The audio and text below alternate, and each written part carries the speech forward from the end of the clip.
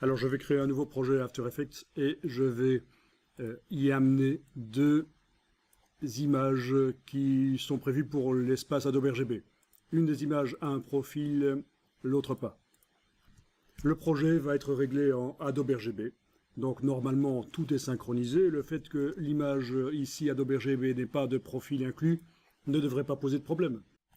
Donc menu fichier, paramètres du projet dans After Effects, paramètres de couleur. Précédemment j'avais indiqué que pour mes projets l'espace de travail c'est l'espace du moniteur. Je vais aller indiquer ici que ça va être le Adobe RGB. J'amène les deux images dans le projet. Je les visualise.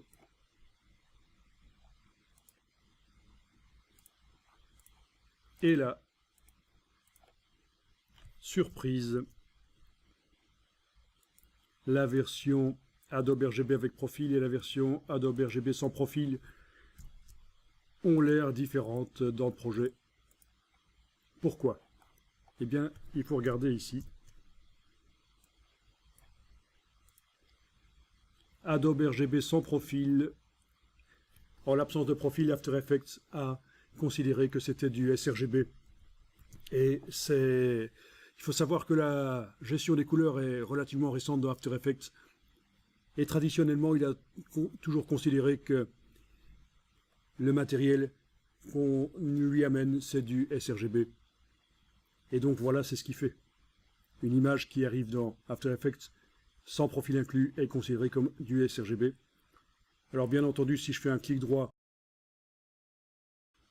principal et que je lui précise que c'est pas du Adobe, c'est pas du sRGB, c'est du Adobe RGB. C'est pas du sRGB, c'est du Adobe RGB.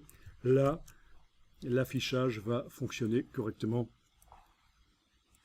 Voilà. Les couleurs sont les mêmes.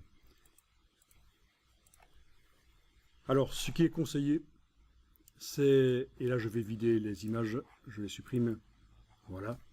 Ce qui est conseillé dans After Effects, c'est de régler le paramètre du projet dans l'espace couleur qui sera final, soit du sRGB, soit du 709.